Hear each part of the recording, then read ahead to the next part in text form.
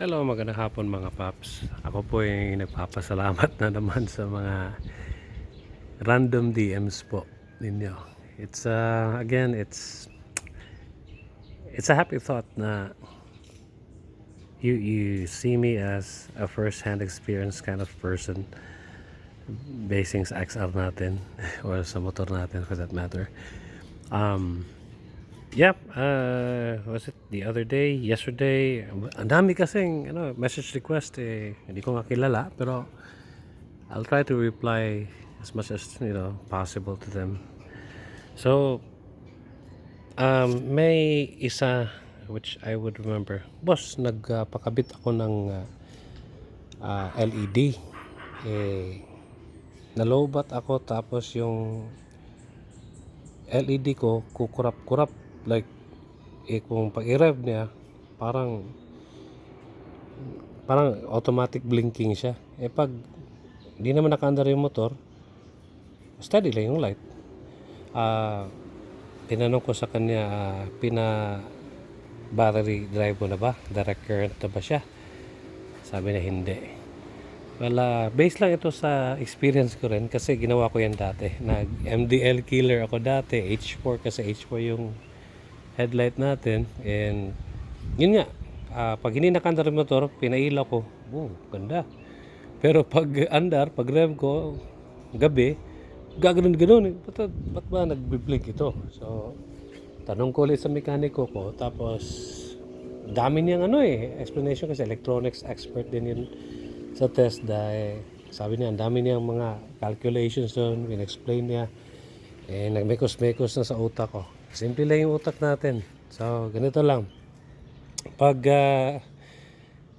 LED kasi, ginagawa is kailangan siya ng direct current, rekta talaga. So kailangan siya battery drive. That's the first requirement. The thing with battery drive, lalo na pag malakas yung wattage ng LED natin, nalulugi yung battery natin. Kasi yung makina natin kumukuha rin ng kuryente, di ba? Pag inagaw na ng accessories natin, LED lights ka sa headlight, tapos park light, tapos signal lights, tapos may iba ka pa accessories ginagawa like MDL or laser gun, ilang watts yan? 60, 40, pati sa tail light, brake light, loud horn pa, ayun, lugi talaga. Kasi nga, yung supply ng kuryente going to the battery, hindi kaya na stator, di ba? Kasi yung stator natin, parang, anong tawag nun? Alternator yan. Sa kotse, sa sasakyan, di ba? Alternating current. Kaya nga, alternate, di ba? So, yung supply niyan is hindi rekta. Ay, LEDs, kailangan ng rekta, di ba? So, let's stop there. Let that sink in muna. Yun yung, I'll try to make it as simple as possible based lang sa mahaba explanation ng mekaniko ko. So, ganyan. So, ginawa is, battery drive. Ang problema sa akin yun nga, kukurap-kurap. So, sabi niya, full wave natin. So, yun. Full wave. Anong ibig sabihin ng full wave? So, yung XR natin, unfortunately, it's stator drive, di ba? Lahat ng accessories niya, from the stock alone, from the factory alone, kailangan niya ng yung ilaw niya, saka pag-rev mo, saka iilaw, di ba? Pero pag hindi, wala. Ano talaga, parang makulimlim, di ba? Ilang beses na yan sa traffic, sa daan.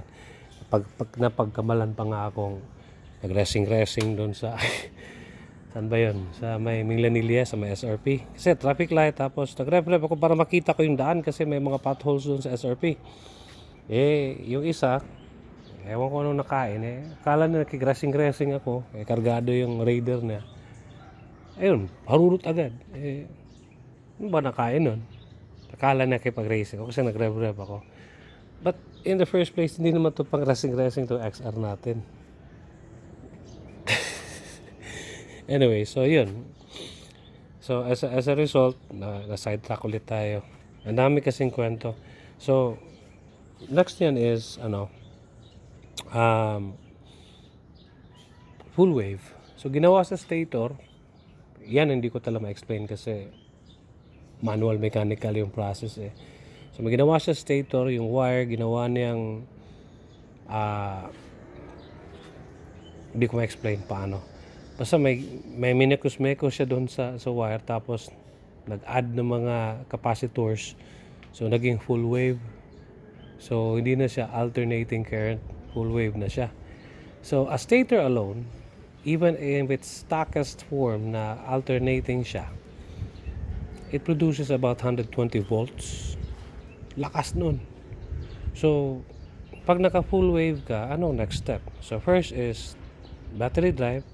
Second is kung magdadagdag ka ng accessories, yun. First step is battery drive, or either way I would rather recommend full wave muna. Kasi pag umpisahan mo na mag-LED sa headlight mo, tsak malamang dadagdag ka na ng mga LED rin sa lahat. Kaya naman incandescent yung iba, tapos full wave yung LED may headlight mo, parang iba, 'di ba? Iba yung ilaw din talaga. So battery drive, 'di ba? Tapos full wave. So naka full wave tayo. The thing is, yung stock stator natin, which is honestly mahal din. Abot din ng 5,000, 4,800 yata yun. Yung stock natin, yung pangit tingnan na parang ano bang square siya na aluminum, yun. It's designed for the stock alternator, o yung natin, stator natin. So alternating pa rin. So hindi niya kaya yung power na naging direct na, DC na, di ba? So kailangan palitan 'yon. So battery drive, tapos full wave. Yung sequence sa akin pero again, ideally full wave, battery drive. Pero balik tayo sa sequence ko, yung nangyari sa motor ko. Battery drive, full wave, tapos palit ng regulator. Yung ginawang regulator, yung pang full wave na regulator din. Yung most common is TTGR na brand, yung iba Lihua. Saan hanapin yon? Usually mga Skygo, Stallion yata, I forgot. Meron sila doon. Pero pwede kang bumili ng online, o pwede ka rin bumili sa mga shop. Meron sila, Lihua yung brand. Maganda yun kasi may auto trip siya, tapos fast charging. So madali ma-charge yung battery niya. Tapos pag na-sense yung battery niya na puno na, 15 volts, lakas. So stop niya yung charging. Tapos it lets the battery consume again its charge through the accessories, diba? Tapos charge naman siya ulit, fast charge naman siya ulit pag kinulang. So it goes without saying, yung regulator yun yung key talaga na hindi lolobo yung battery, hindi malulugi yung makina mo. Another thing on adding up accessories, nagpa-power loss ka rin kahit hindi ka naka full wave, tapos hindi ka nag full wave, tapos yun, kahit umaga on mo lang yung headlight mo, tapos paahon, masasense mo parang kulang to tapos nag MDL ka pa, kulang yung power, parang may bug yung engine yun yung nangyayari ganun. So kailangan full wave. So may advanced full wave pa yan, so more capacitors yan, so malakas talaga yung charging, mas stable. Now goods ka na yan. Kahit pa mag-add ka ng ilang watts battery, battery operated na lahat ng accessories mo, goods ka na. Kasi nga naka-advance full wave ka na, hindi na malulugi yung battery mo.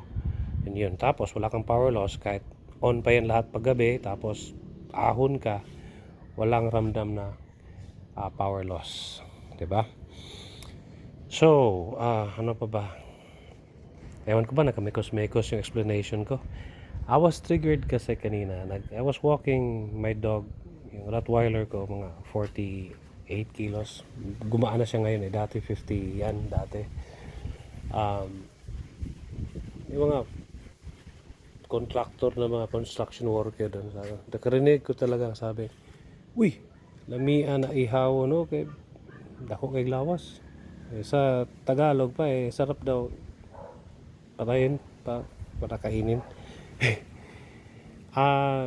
Sa isip ko,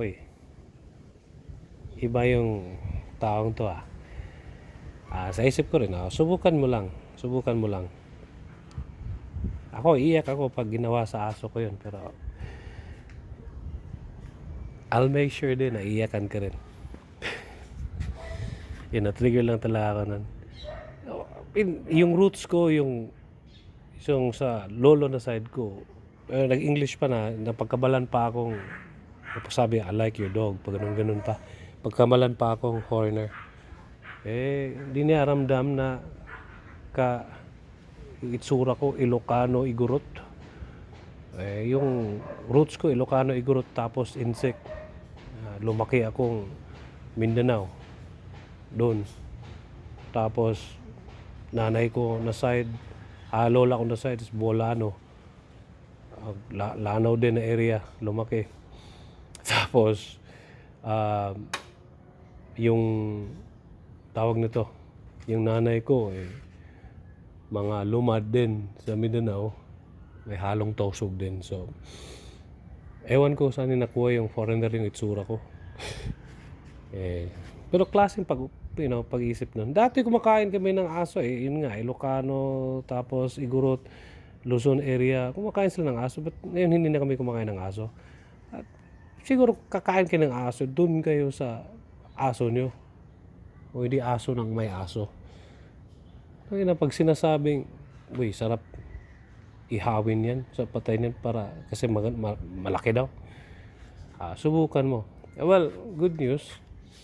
25,000 na yung puppy nito. So, pero siguro na-trigger lang talaga ako. Yun nga, si John Wick nga Kung nanonood kayo John Wick, 2,500 ang natodas noon dahil lang sa tuta. Naintindihan ko na bakit ganun yung movie na yun. Anyways, erase tayo. Negative vibe yun. So, balik natin. So, if stock lang kayo, wala kayong babaguhin na sa stator nyo. Sa battery nyo, walang mamamatay. The moment na magbago kayo, especially sa electricals, yun, kailangan nyo talaga number 1 mag-advance full wave. Tapos, direct battery operated na yung headlight, kaya may switch. Pwede naman rekta nyo, yung automatic tulad ng stock natin, tulad ng CRF 150 na rekta. But based sa experience ko, kausap ko may CRF ng mga kasamahan ko, madaling nalobat yung battery nila. Ng battery yung headlight nila. Kasi nga, on palagi, di ba? Sa atin, meron tayong tawag na to, daytime running light. So, makikita pa rin tayo. Ito aftermarket lang yan. So, technique niyan is bili ka ng day maker nito. Yan. Tapos, cowling ng CRF 150 or any cowling for that matter. As long as maswak. Universal naman itong day maker. Ito, aluminum to. This is glass, of course, aluminum. So, waterproof yan. So, mas magaan din in terms of loading or carrying dyan sa on natin.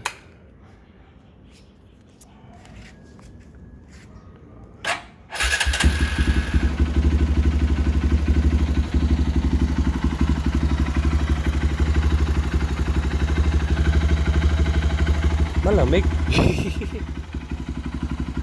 Malamig nga yan, rectus sa exhaust yan. Review yung exhaust natin. So tulad dito, ang dami ng kinabit na accessories. So going back sa sequence ko, so naka-advance full wave tayo, may accessories tayo. So ginawa pa, nag-power upline pa talaga ako. Power upline means lahat po ng accessories may corresponding relays na po sila, power relays. So usually pag nag-install or kayo na kapag install ng MDL or loud horn, alam niyo yan, may relays yan lahat, di ba? So parang parang pit stop ng kuryente, parang repeater kumbaga, na make sure nila na hindi talaga kulang sa kuryente. Kasi otherwise, supot yung loud horn mo, di ba? Yun. or supot yung ilaw mo, kulang. So yan, so stages ko, balik tayo. So we got saan na ba yun? Nandun lang kasi sila eh. Nakikita ko doon nagtatrabaho sa gilid eh. Huwag na lang iharap doon yung camera doon.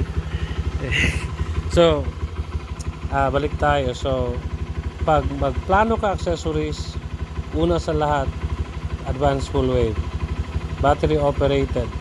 Tapos yung sa battery operated, make sure na yung regulator mo sa advanced full wave nandun na yung liwa na regulator, TTGR, ha? Tapos yun, power up line. So far honestly wala po tayong power losses. So even naka-on yung headlight nito, ito yung park light lang to, daytime running light.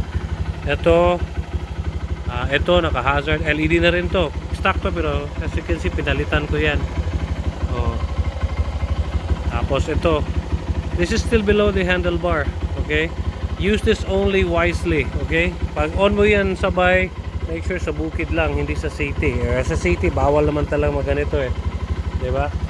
So, wag din ako i-call out. You know, I'm just using this responsibly pag pupunta akong bukid or farm for that matter. Yun, hindi tayo nakakapag-abala. Yung iba nga dyan eh, dalawa nga lang yung MDL, pero nasa city eh, naka-high beam pa talagang MDL nila. Yun yung kamote talaga, diba? Tapos ito, dash natin LED. Ito, apat to, 1, 2, 3, 4 LED yan po sila lahat. Tapos dito sa dito sa park light, tail light. Tapos dito rin nag-add ako rain light po yan. So sabayan pag mag-brake, sabay sila. Tapos ito, dual ito na LED. So kita sa likod, kita sa gilid. And may reason itong ganito kasi sumasagi sa makipot na parking ko. Pag magbukid-bukid din kami, tinatamaan to eh. Ngayon hindi na kasi pag makaangkas din, ito rin yung pinakayo ko talaga, yung mag-aangkas talaga, grabe.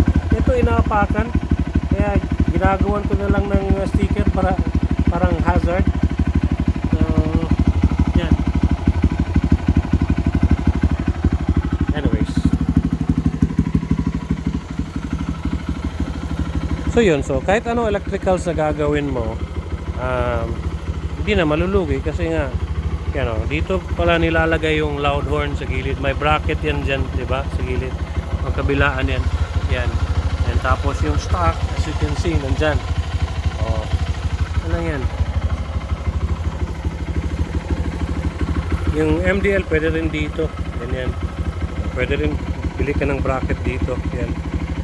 Ito sa handguard to eh. Sa ilalim ng handguard nakakabit yung bracket. Tapos foldable mirrors natin yan. Anong model to? 2015 po model. So ito yung switches ko. Dati naka domino Honeywell switch tayo, but ngayon pinalitan ko to ng Honda Click. So if you notice, yung Honda Click version 2 walang switch ng headlight, diba? Kasi nga recta automatic yun. So ito, nagawa ko ng switch dito. Yan switch yan. Kahit maliwanag, makikita nyo naman so malakas yung LED ng ito headlight natin. Tapos ito hazard natin. Gusto ko kasi may hazard during emergency. Yan. So kahit umaga makikita nyo yan sa gilid din, even sa likod, lalo pag gabi. Tapos ito high, ito. Tapos ito, passing. Yan. Ito yung switch ko bro pala, brother Win. Yan. So passing yan. Yan. High ito. Ito, may pass yan. Pass sabi nga. Okay. Yan. Tapos ito, ito MDL yata. Ito yung sa laser gun natin. Yan.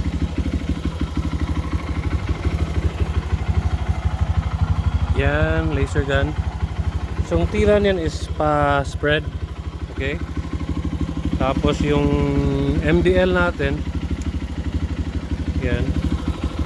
again, use them responsibly ha. I'm not promoting kamote behavior. Yan, yung MDL natin. Yan. So imagine, nag-on sila lahat. Eto, 40 watts, 40 watts, 30 watts. Yung kabila, 30 watts din. Eh, lugi na yun. O, imagine, naka-hazard pa tayo. Tapos, on pa natin yung headlight. Yan. Yan.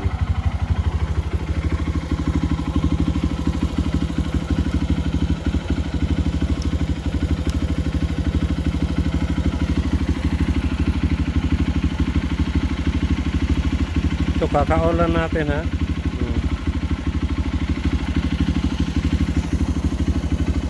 So, off natin. Ano pa ba ito? Oh. Yan. Rev natin. Ito pala voltmeter. Lazada o Shopee lang ganito. May charger din dito. For lighter. Dito din, dalawang chargers yan sila.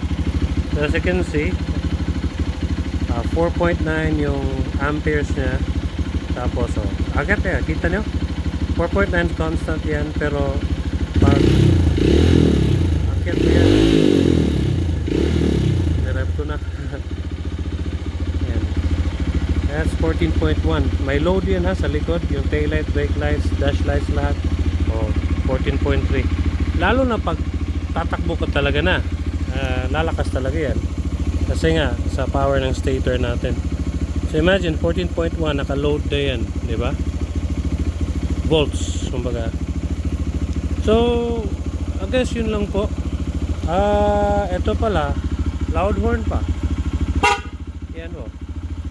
Yung, ito may rapid pala to. So, single, ganun lang. Pag ilong press mo, nagiging rapid yan. Yan. Malakas nga eh. Anyways, ang haba na ng videos natin, so yun lang po. Sana maliwanag po. Binalik ko yung old na stock na na fender kasi nga matalsik, matatamaan yung headlight natin pag high speed lang kasi nakaangat yun eh, tapos maiksi. So pag ng tubig, ganyan sana. Kaso paglakas ng hangin, high speed, papunta rito. Hindi naman tinatamaan hanggang dito lang eh. Kawawa naman yung headlight natin. Maganda pa naman aesthetics niyan. Ayan. So ito yung mag-on yung headlight. Ito daytime running lights. Pwede ito violet or blue. Pwede rin ito ganito. Puti yung pinili ko kasi mas klaro yan. Daytime running lights nga eh. Okay. So, I guess yun lang po. Maraming salamat and God bless you po. Always use your bigger head.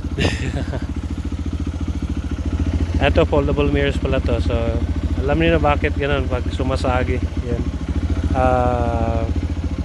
Na-feature ito, hindi itong motor na to, but na-feature itong side mirror to sa Boss Arch dyan sa 01 Moto. Bago yan nila na feature eh, nakabit ko na to. Ducati type side mirrors. May Ducati kayong parts out, pwede yun. Pag ganito may Motaro at saka may Smoke na brand, SMOK or Motaro. But yun, 900 or 800 yata to. Parang 900 yata or 950. Yun lang. Tapos ginagawa may extension dito. May extension dyan. Yan. Ito, ano lang to? I forgot the brand ito. Yan. Para i-clip lang dyan. Pero kailangan yung may sa cellphone sa likod. Which di ko naman talaga ginagamit kasi expose yung hindi aircon, yung cellphone sa init eh. Kawawa yun. Baka sumabog yun. So yun. Ganyan lang siya pag kailangan but it's not really necessary. So yun po. Yan, battery po natin.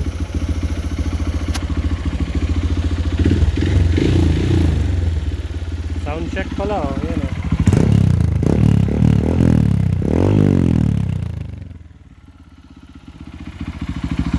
So 1821 po yan. Stainless ring arm. Ito yung dumi pa nga pala, hindi ko nalinisan. Ito yung chain natin. 520 po yan. 1440 pala yung sprocket combination. Maganda ang performance. Yan.